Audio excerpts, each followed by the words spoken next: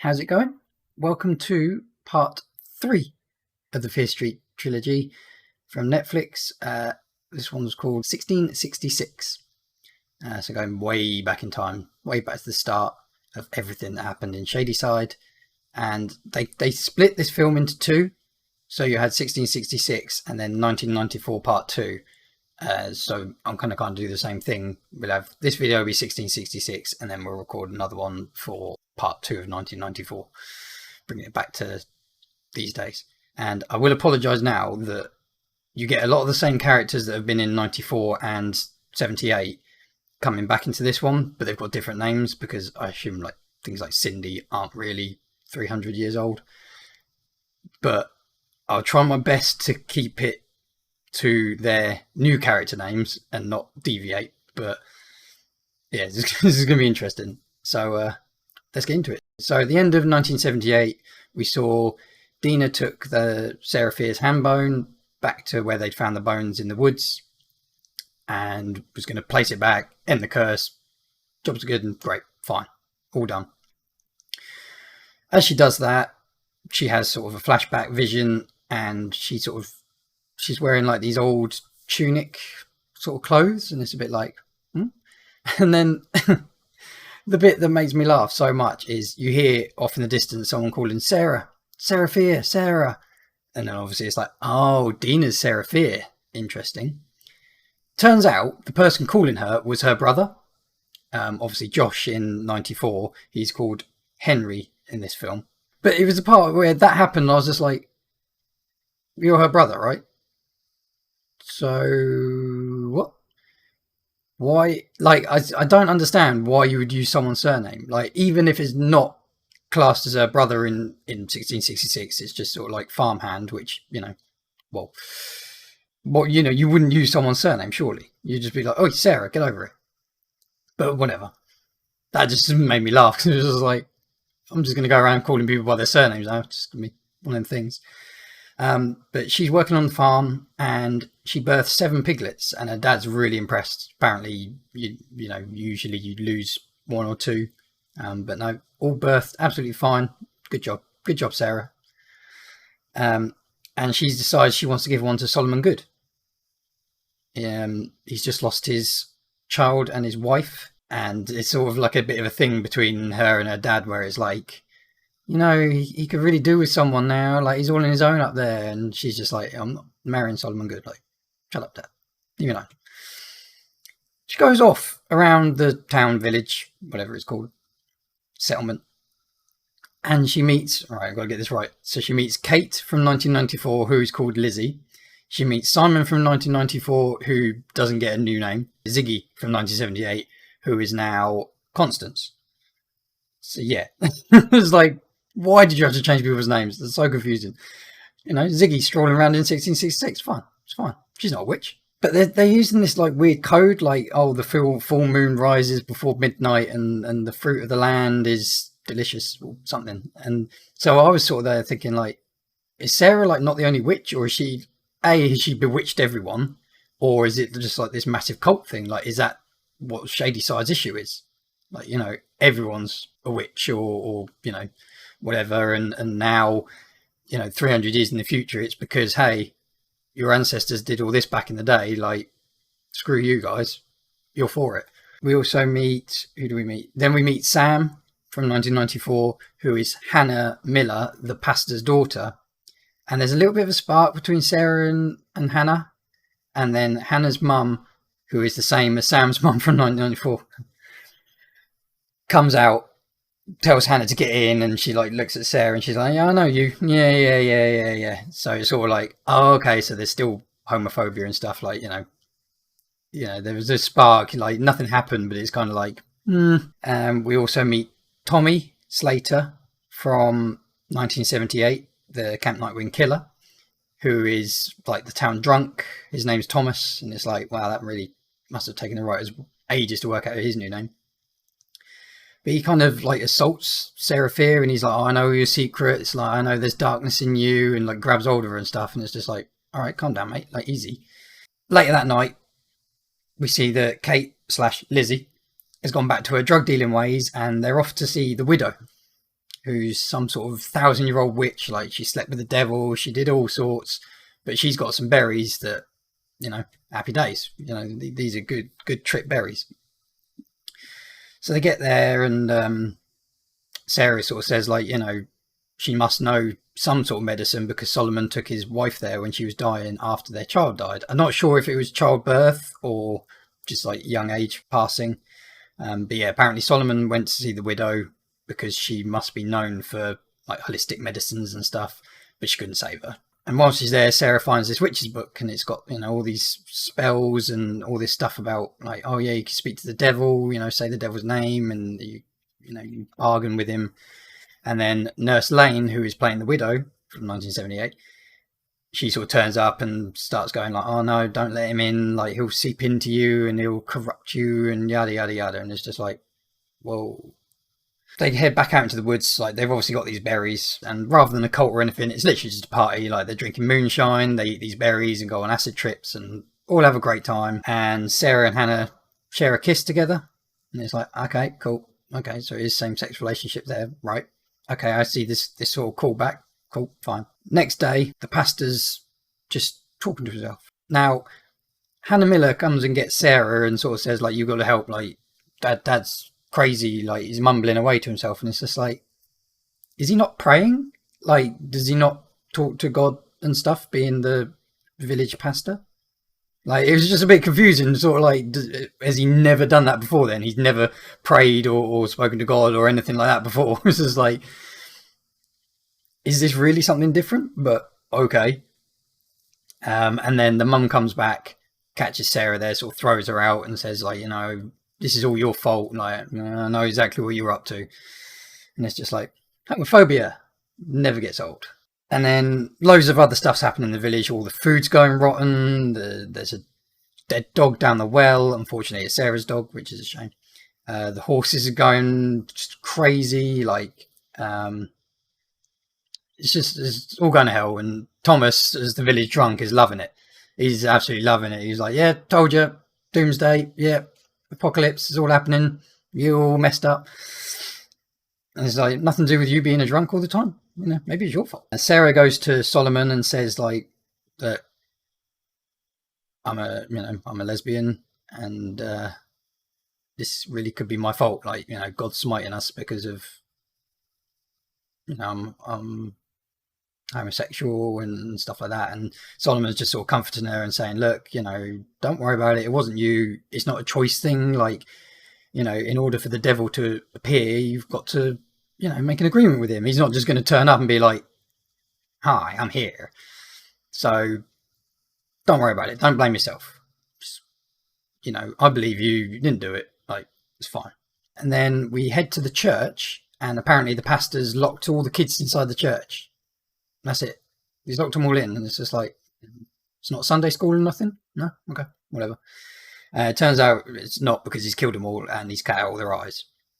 Because, that's what you normally do, you just cut out kids' eyes, like, why not? And this is sort of the point that I want to go to, is there's a lot of gore in all three of these films, and it seems very unnecessary. One of the other podcasts where I heard them speaking about the first two films, they mentioned like sort of snuff porn and things like that, and it's very much like, Kate's death in the first film, like, she'd been stabbed. If it was me, I'd have had her stabbed. She fights off Ghostface. Obviously, he disappears once Sam dies. And then you could have Kate helping Josh pick up the EpiPens or something, and then dying from blood loss in his arms or something, because that would sort of give you, again, that connection of their relationship sort of really built, and then the next minute she gets red put through a meat grinder. Like, what was the point in building that up then? Like, who cares? You could have had that where, she dies in his arms and it really sort of like a bonding, and it really affects him, and he's just like, nah, Sarah's dead.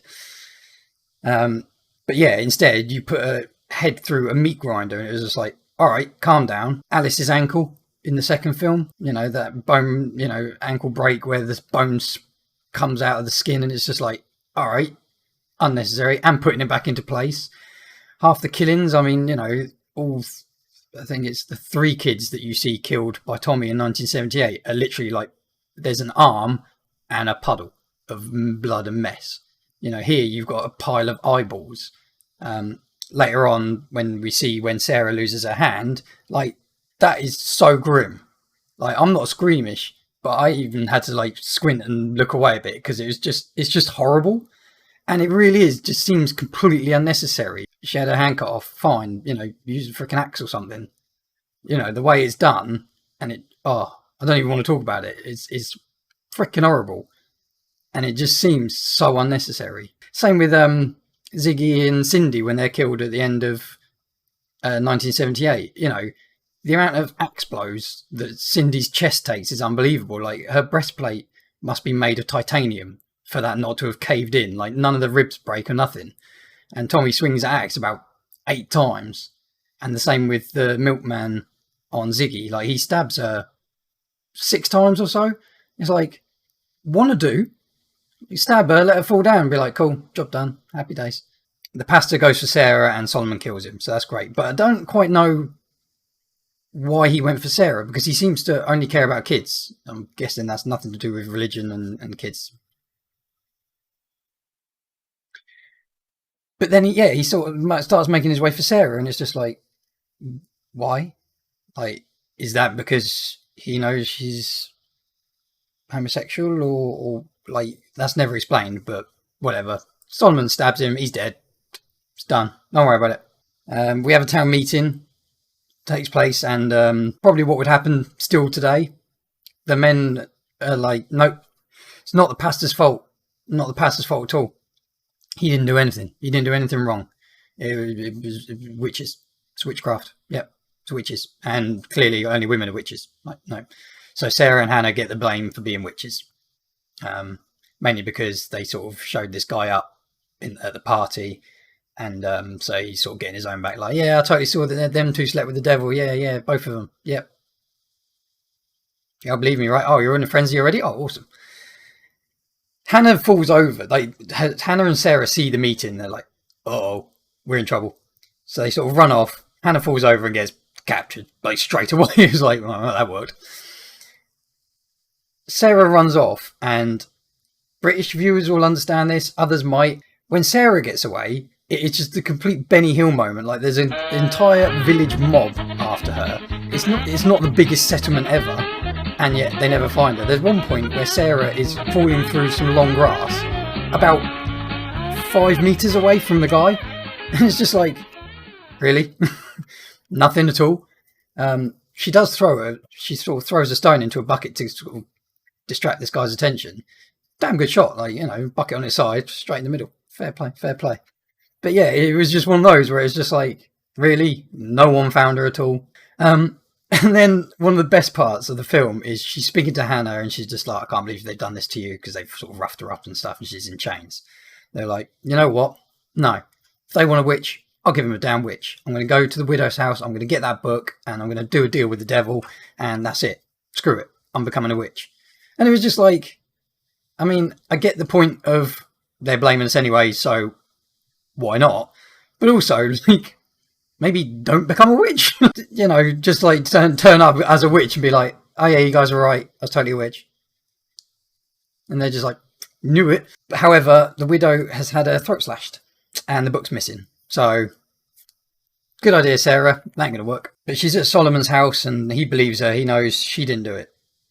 I get it. Like, it's fine. She sort of hides under his house when the mob arrive, and finds a chamber that, if you've seen 1994 a little bit and 1978, will be very recognisable as the witch's chamber. So we've got the hole engraven in the floor with the flame. There's the wall, although there's only got one name on it, so you don't really notice.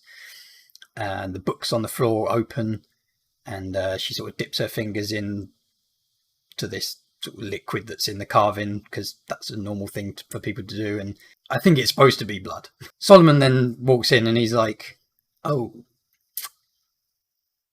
found my little secret then. And she's just like, yeah, what? Like, it was you? Are you kidding me? Like, what the hell are you doing? You're supposed to be a nice guy.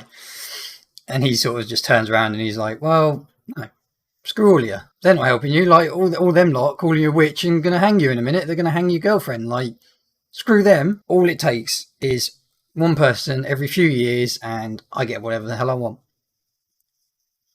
I can get a new house, I can get some money, I can get a brand new hoe. And she's like, Sarah turns around and makes a very good point of, yeah, but it wasn't one person, was it? Because that person killed 12 people before he died. So, do you not think making a deal with the devil was kind of a stupid idea?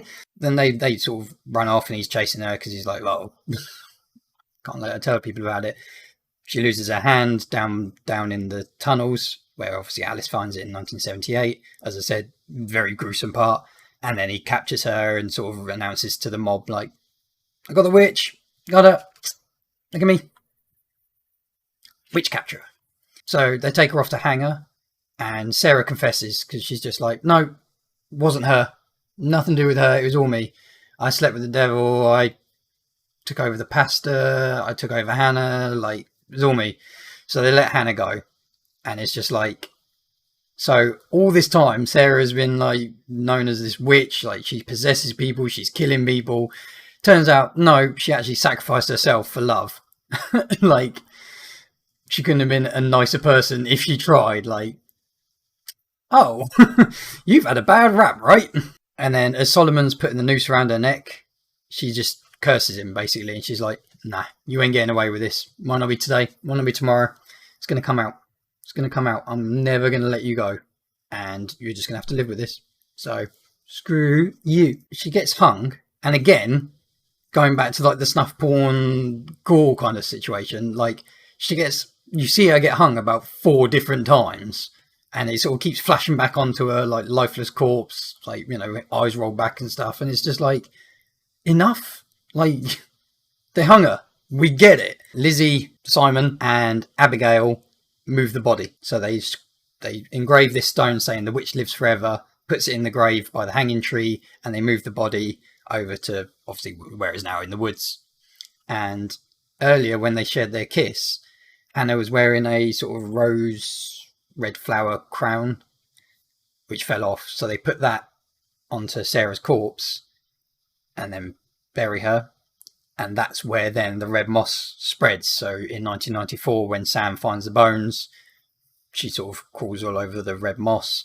And then in 1978, when the red moss stains Cindy's shirt and Alice obviously sort of like realizes where she is and she finds her hand, obviously there's all the moss around there. So I quite like that. That was a nice little tie-in. It finishes with us back in 1994, sort of Dina's nose is streaming now, like not just a little nosebleed, it's literally pouring with blood. And she's just like, oh, damn, Sheriff Good's a baddie. And just at that moment, a police cruiser rolls up on the road. And it's slightly difficult to give scores, especially to this and then to 1994 Part 2 in a bit. I think if I had to give the film a score, it would be a 4-star. Like, I've gone quite high with these films, but I liked the idea of it. I liked how it turns out that actually Sarah Fier was nothing to do with the witch whatsoever, even though she actually would have been if the book had been there still. But no, I really liked the way they did that. I thought that was a very clever way of bringing it all in together. Like, actually, it was nothing to do with them. It's all the goods. And then obviously, you know, it gives you that, the surname's good, but they're not good. They're the baddie. No, I was very impressed. Like, I like how it all came together.